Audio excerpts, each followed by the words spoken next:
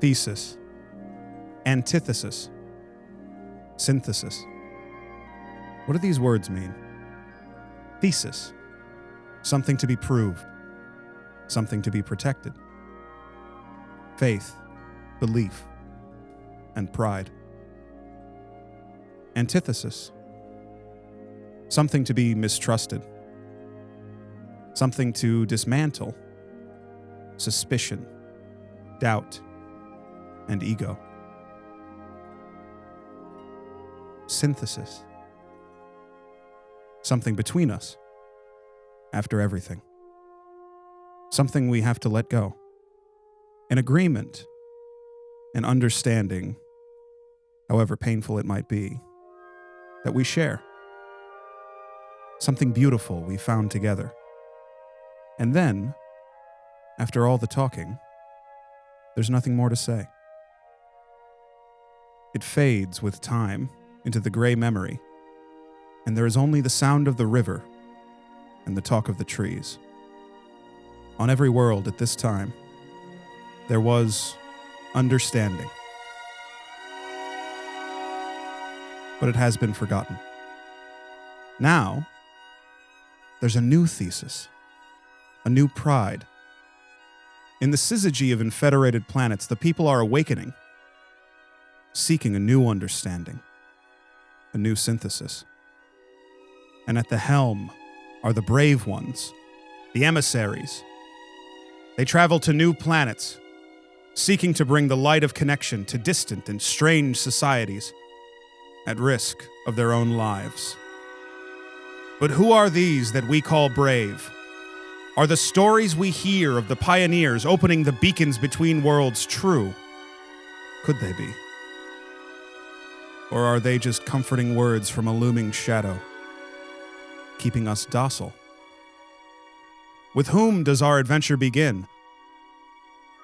And could they, at last, be the ones to light the vast vacuum of space? Presenting with humble gratitude the first of our special presentations, brought to you in the Pathfinder system by the Stores Podcast. Session 0 of Planet Waves.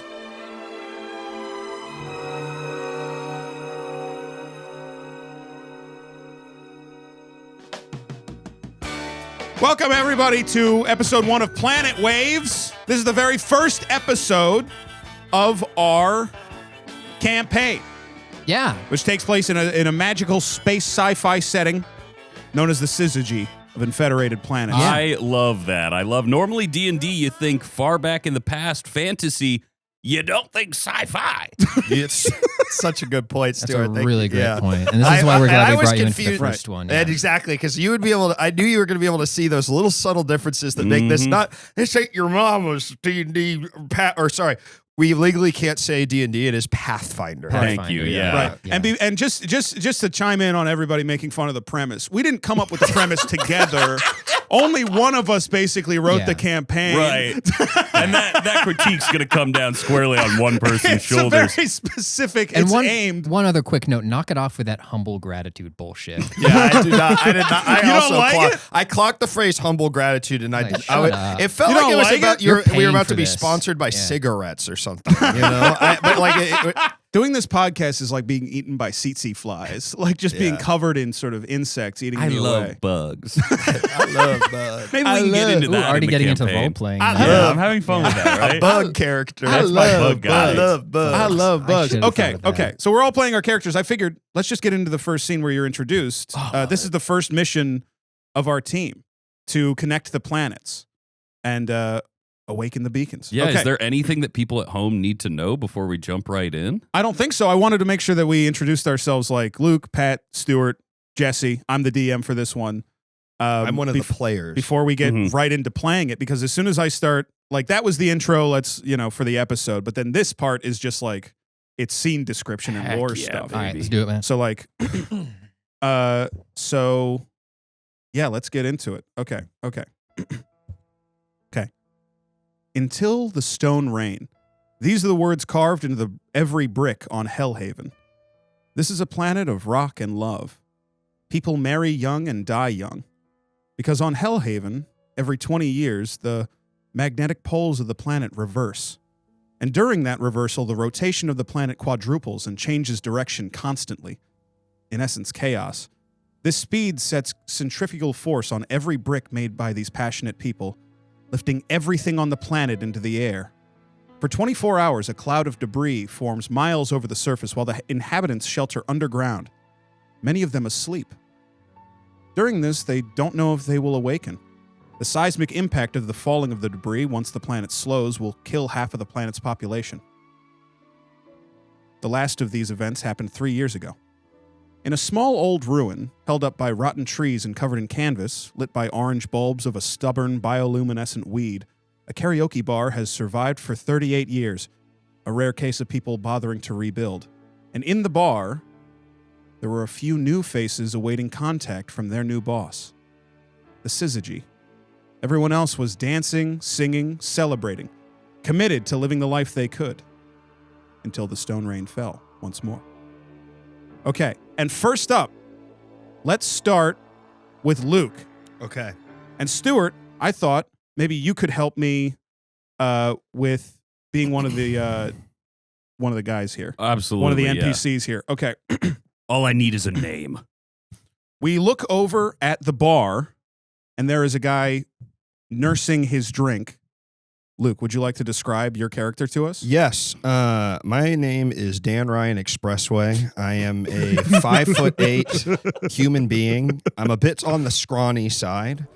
I am in my late 20s. I definitely think I look cool. I've got a leather duster on, and You're skinny. How tall are you? I'm 5'8". But I tell everyone I'm 6 foot. Yeah, I'm 6 foot. Yeah. But it's not like I'm even wearing tall shoes. I just tell people I'm 6 foot, and I see if I can get them to believe it. And he's in flats. He's in flats. Yeah. He's wearing Vans. No, he's not. And he's got the kind of Space Vans. Space Vans. Yeah. Whoa, like space balls. Yeah, like space balls. They're in a van. So he's got the kind of mustache, that like soldiers in the Renaissance had, where it's kind of like and then he's got the little beard that's like Okay. Oh yeah, like a Don Quixote. Yes, Yeah. exactly. Like So a Don Quixote. Cervantes. Yes, exactly. Cervantes. Because he thinks it looks cool. He's got like stringy, sort of like curly-ish brown hair that's like greasy. But yeah, that's pretty much it. And he might have, and I'll decide this by the end of the episode, one of those old Renaissance hats, the old the armor hats. Yeah, you know what I mean? yeah. Where like it goes like this. Yep. Shoop. Sick. Yeah, Okay. that's my guy. All right. I can't wait to All right. see if he has that hat or not. I won't get to decide. Two guys come up to you. One of them, your name is awesome for this one. Hey. And just follow my lead. Hey! Looks like somebody's not having fun at the party with everybody else. Why the sad face? Well, tomorrow's the first day of the rest of my fucking life tomorrow. Well, how exciting is that? Sounds exciting to me. That sounds so awesome. I guess you could say that I've got more of a, well, let's just say a devil may care attitude about everything happening to me today. Jeez Louise, you're Wow. one interesting guy. That's And incredible. can I ask what's on top of your head? Oh, this? This is a beautiful piece of armor that's been traded down through my family for how far in the future are we? It's not the future. It's like a fantasy world. Did the Renaissance happen?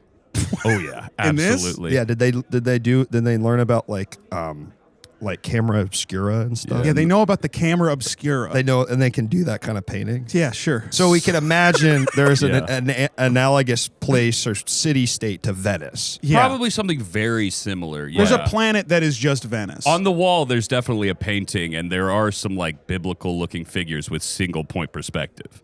Okay.